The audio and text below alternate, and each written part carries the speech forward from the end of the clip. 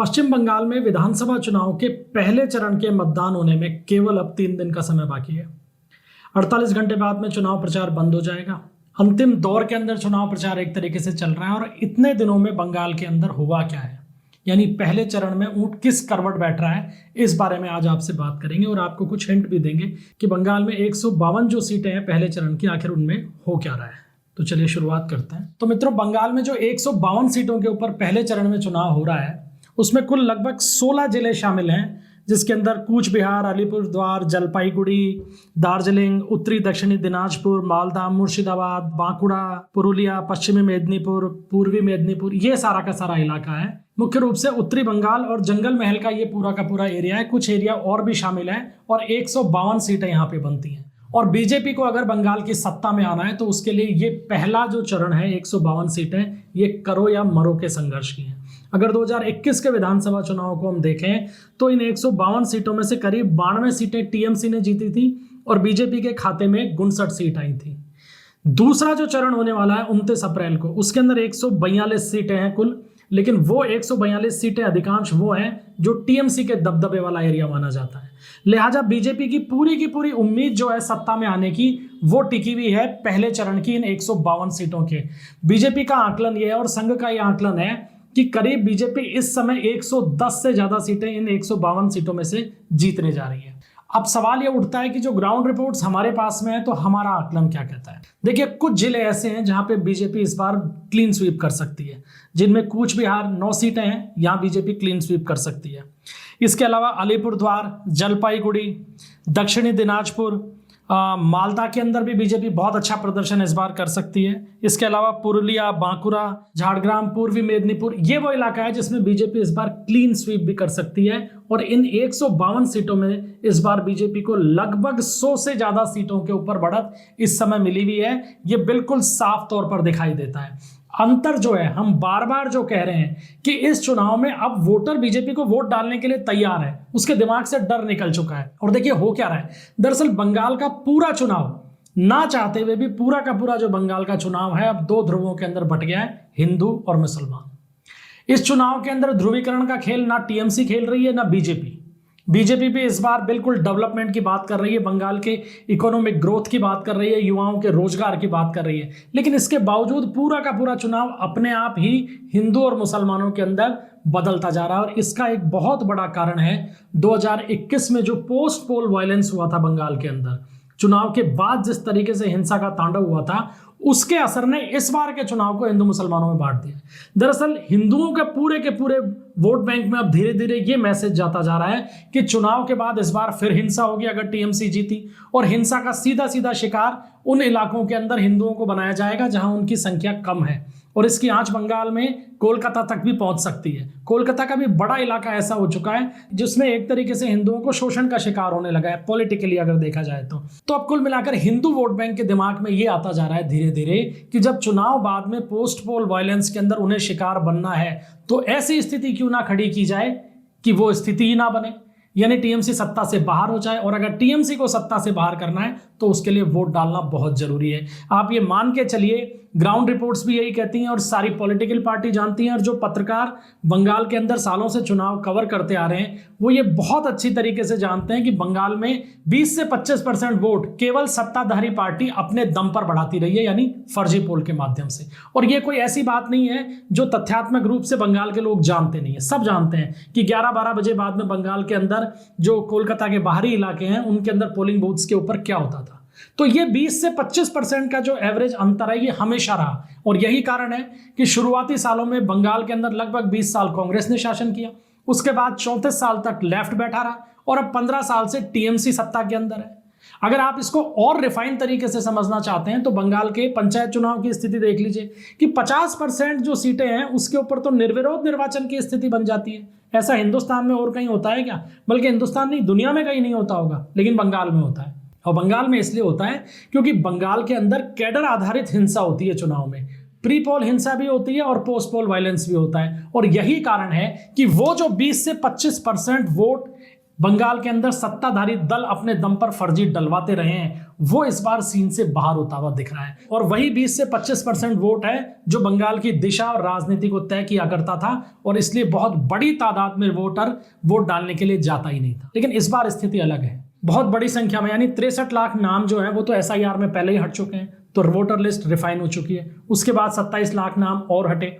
उसके बाद में अब ECI की सख्ती होती जा रही है, गुंडे बदमाशों की लगातार धरपकड़ हो रही है, सुप्रीम कोर्ट की गाइडलाइन आ चुकी है। यानी कुल मिलाकर सभी तरफ से इस बात का जबरदस्त दबाव बंगाल के अंदर अब बन चुका है कि इलेक्शन फेयर होना चाहिए, वायलेंस नहीं होनी चाहिए, और अगर ऐसा होता है तो वोटर बाहर भी निकलेगा। और यही कारण है कि बंगाल के हिंदू वोटर के दिमाग में अब ये आने लगा है कि चुनाव बाद होने वाली हिंसा से अगर बचना है तो केवल एक ही रास्ता है कि TMC सत्ता से बाहर हो, और TMC सत्ता से बाहर तभी हो सकती है जब वो वोट डालेंगे। और यही कारण है कि अब धीरे धीरे बंगाल के अंदर हिंदू वोटर मुखर होने लगा है, मोबिलाइज है, पूरी तरीके से चुनाव में वोट डालने को तैयार है। सिर्फ और सिर्फ यहाँ भूमिका आ जाती है इलेक्शन कमीशन ऑफ इंडिया की और सुरक्षा बलों की कि अगर माहौल को कंट्रोल में रखा गया, अगर हिंसा को कंट्रोल में रखा गया तो वोट डलेगा भी और बंगाल बदलेगा भी।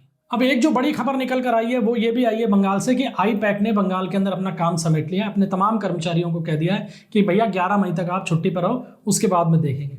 IPAC कौन सी कंपनी है? IPAC वो कंपनी है जो इलेक्शन प्रबंधन का काम करती रही है TMC का, और किस लेवल के ऊपर ये सरकार में घुसी हुई थी और कितने बड़े फ्रॉड्स में शामिल है, ये कोई छुपी हुई बात नहीं है। लेकिन IPAC का काम समेटना ये बताता है कि बंगाल के अंदर अब धीरे धीरे सभी को इस बात की आहट सुनाई देने लगी है कि सत्ता परिवर्तन हो सकता है, क्योंकि पिछले चुनाव को प्रभावित करने के अंदर IPAC की बहुत बड़ी भूमिका थी। कैसे थी ये भूमिका, इसके ऊपर फिर किसी दिन एक वीडियो में आपको विस्तार से जानकारी देंगे। लेकिन अभी आप ये समझ लीजिए कि IPAC वो कंपनी थी जिसने एक तरीके से ममता बनर्जी को 2021 का चुनाव जीतकर गिफ्ट किया था। अब आप समझ सकते हैं कि इन्होंने किस लेवल के ऊपर काम किया था, और अब इन्होंने अपना काम समेट लिया 2026 के चुनाव के एन पहले, जब 3 दिन बाद में पहले चरण के लिए मतदान होना है। तो उससे ठीक पहले IPAC की तरफ से अपने कर्मचारियों को मेल भेज दिया गया है बंगाल ऑफिस, यानी कोलकाता के अंदर जो ऑफिस था उसको फिलहाल बंद कर दिया गया है। ये एक बड़ी खबर है। इसका मतलब सीधे तौर पर यह है कि जो ममता बनर्जी का एक इकोसिस्टम बना हुआ था वो पूरी तरीके से बंगाल में ध्वस्त हो चुका है। जबरदस्त तरीके से ED के और इनकम टैक्स के छापे डल रहे हैं, और इन छापों के माध्यम से TMC के फाइनेंशियल सिस्टम को भी तोड़ा गया है, जो कि चुनाव के अंदर बड़े पैमाने पर इन गुंडे बदमाशों को फाइनेंस किया करता था और ये चुनाव के अंदर उत्पात किया करते थे। इसके अलावा जो एक महत्वपूर्ण बदलाव देखने को मिल रहा है वो है कि बंगाल का भद्रलोक भी बदल रहा है। देखिए, हमने शुरुआत की थी आपको ये बताने से कि 152 सीटों में किस तरीके से परिवर्तन हुआ है। एक बार उसको दोबारा टच करते हैं, फिर आपको बताएंगे कि भद्रलोक किस तरीके से बदल रहा है। तो ये जो पहले फेज के अंदर 152 सीटें हैं, ये 16 जिलों की हैं। 59 सीट्स पिछली बार थी बीजेपी के पास में, और बीजेपी इस बार 100 से ज्यादा सीटों के ऊपर बढ़त बनाती हुई यहां दिख रही है, जीत सकती है इतनी सीटों को। और ये जो आंकड़ा है बीजेपी का 100 से ऊपर का, ये 120 तक भी पहुंच सकता है। ये निर्भर करेगा वोट परसेंटेज के ऊपर।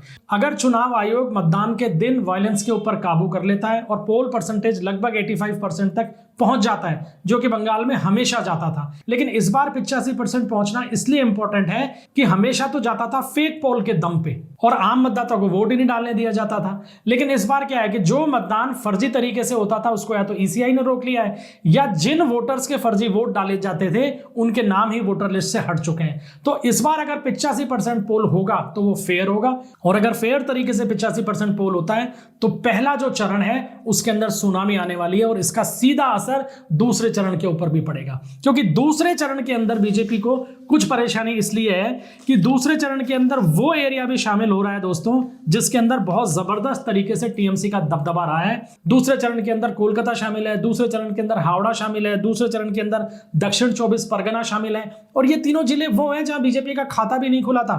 हावड़ा की 16 सीटों में से बीजेपी 0, TMC 16, कोलकाता 11 सीटों में से बीजेपी 0, TMC 11, दक्षिण 24 परगना की 30 सीटों में से बीजेपी 0, TMC 29, और 1 मिली थी ISF को। तो यानी आप समझ सकते हैं कि किस तरीके से एक तरफा ये सारे के सारे इलाके गए थे। लेकिन बदलाव यहां भी हो रहा है, और बदलाव कैसे हो रहा है कि कोलकाता और हावड़ा की जो 27 सीटें हैं दोनों, उन 27 सीटों में से इस बार बीजेपी कम से कम 6 से 7 सीटों के ऊपर चुनाव जीतती हुई दिख रही है। और उसी तरीके से दक्षिण 24 परगना में भी बीजेपी का खाता इस बार खुल सकता है। तो जो 142 सीटों के ऊपर दूसरे चरण में चुनाव होने जा रहा है, उसमें आज की तारीख में भी बीजेपी करीब 28 से 30 सीटों के ऊपर बढ़त बनाती हुई दिख रही है। तो पहले चरण में अगर देखिए, अब यहां इंपॉर्टेंस पहले चरण की क्यों हो जाती है कि पहले चरण के अंदर अगर वायलेंस नहीं हुआ, फेयर पोल हुआ, अच्छा पोल हुआ, तो दूसरे चरण के अंदर इसका इंपैक्ट ये पड़ेगा कि जो आगे के 7 दिन का जो चुनाव प्रचार है उसमें जबरदस्त तरीके से बीजेपी का वर्कर भी काम कर पाएगा, मतदाता भी मोबिलाइज होगा, उसके मन से डर भी निकलेगा और वो वोट डालने आएगा। और अगर वोट डालने आएगा तो सेकंड फेज के अंदर भी उसी तरीके से पोल परसेंटेज बढ़ेगा बीजेपी के पक्ष में, जैसा कि फर्स्ट फेज के अंदर बढ़ने जा रहा है। और यहां सबसे महत्वपूर्ण एक फिगर और टीएमसी के लिए हो गया जो परेशानी का कारण बन रहा है कि मुस्लिम बहुल इलाकों के अंदर टीएमसी के खिलाफ जो नाराजगी है, बीजेपी तो उसका कोई फायदा नहीं उठा सकती ज्यादातर जगह क्योंकि अंतर बहुत ज्यादा है, लेकिन मुस्लिम एरिया के अंदर टीएमसी से नाराजगी का फायदा कांग्रेस को मिलता हुआ दिख रहा है। कांग्रेस इस बार निश्चित रूप से बंगाल में अपना खाता खोलेगी, फर्स्ट फेज के अंदर भी कांग्रेस कुछ सीटें जीत सकती है। इसका कारण क्या है कि लोगों के दिमाग में यह आ गया है, जो मतदाता हैं पश्चिम बंगाल के और खासकर मुस्लिम मतदाता, उनके दिमाग में यह आया कि टीएमसी पिछले 5 साल के अंदर कोई भी वादा पूरा नहीं कर पाई। टीएमसी ने कहा कि सीएए लागू नहीं होने देंगे, बीजेपी ने सीएए लागू कर दिया। टीएमसी ने कहा कि सीएए के तहत हिंदू जो है बांग्लादेश से आए हुए उनको नागरिकता नहीं लेने देंगे, बीजेपी ने नागरिकता देनी शुरू कर दी। टीएमसी ने कहा कि वक्फ का कानून जो है उसको लागू नहीं होने देंगे, बीजेपी ने उस कानून को भी लागू कर दिया। इस तरीके से तमाम वो वादे जो मुस्लिमों को ज्यादा प्रभावित कर रहे थे और टीएमसी ने जिसके लिए बड़े बड़े बोल बोले कि हम नहीं होने देंगे, बीजेपी सरकार के अंदर वो तमाम काम हुए। और यही कारण है कि अब ये वोट टीएमसी से निकलकर कांग्रेस की तरफ दोबारा से शिफ्ट होता जा रहा है और ये साफ तौर पर दिखाई दे रहा है। मुर्शिदाबाद के अंदर भी इसका असर दिखाई दे रहा है और उत्तर दिनाजपुर के अंदर भी इसका असर दिखाई दे रहा है। ये तो 2 जिलों की जानकारी दी है हमने आपको, इसके बारे में तफसील से फिर किसी एक वीडियो के अंदर आपको और बताएंगे। लेकिन ये 2 जिले भी बहुत तेजी से बदलते हुए दिख रहे हैं और ये सीधे तौर पर टीएमसी के लिए नुकसान है, क्योंकि मुर्शिदाबाद में टीएमसी ने स्वीप किया था और उत्तरी दिनाजपुर के अंदर भी टीएमसी का बहुत जबरदस्त स्वीप रहा था। यहां 9 में से 7 सीटें टीएमसी ने जीती थी और मुर्शिदाबाद में तो 22 में से करीब 20-21 सीटें टीएमसी के खाते में गई थी। तो यही नहीं है कि 152 सीटें जो है उनमें केवल हिंदू जो वोट बैंक वाली सीटें हैं वो ही प्रभावित हो रही हैं, बल्कि जो मुस्लिम सीटें मानी जाती थी वो भी डिस्टर्ब हो रही हैं और इस कारण टीएमसी का ग्राफ नीचे लगातार आता जा रहा है। अब बात करते हैं भद्रलोक की। बंगाल का जो मिडिल क्लास है, जो एलीट क्लास है, उसमें भी अब धीरे धीरे बदलाव होता जा रहा है। उसका सीधा कारण ये है कि बंगाल के अंदर मुख्य रूप से हिंदू मुस्लिम राजनीति कभी सक्सेस हो नहीं पाई और बीजेपी ने इस बार बहुत स्मार्ट तरीके से उसकी बात ही नहीं की। भद्रलोक को बीजेपी ये समझाने का प्रयास कर रही है लगातार कि पिछले 50 सालों के अंदर बंगाल के अंदर पूरी तरीके से इंडस्ट्रियल ग्रोथ खत्म हो चुकी है। बंगाल में कंपनीज नहीं आती हैं, फैक्ट्रियां नहीं है, बंगाल में रोजगार नहीं है, बंगाल जीडीपी के मामले में सबसे पिछड़े हुए राज्यों में है, बंगाल सबसे ज्यादा कर्ज लेने वाले राज्यों के अंदर है, बंगाल की आर्थिक स्थिति बिल्कुल खराब है। और ये किसके शासन में हुई? ये कांग्रेस के शासन में हुई, ये लेफ्ट के शासन में हुई, ये टीएमसी के शासन में हुई। तो क्यों ना एक बार बीजेपी को मौका दिया जाए, जिस तरीके से बीजेपी ने बाकी राज्यों को संभाला है बंगाल को भी संभालेंगे। इस तरीके से पूरा का पूरा एक रोड मैप भद्रलोक के सामने बीजेपी के नेता पेश कर रहे हैं और उसका अब धीरे धीरे असर ये होने लगा है कि जो यूथ है बंगाल का वो अब बीजेपी के साथ में जुड़ने लगा है। कितना जुड़ेगा अब इसका पता तो 4 मई को ही चलेगा जब परिणाम आएगा, लेकिन इसका इतना असर जरूर आपको दिखाई देने लगा है कि भद्रलोक से जुड़ी हुई जो सीटें हैं बंगाल और हावड़ा की, वहां बीजेपी की दस्तक और बीजेपी की मौजूदगी साफ तौर पर दिखाई दे रही है।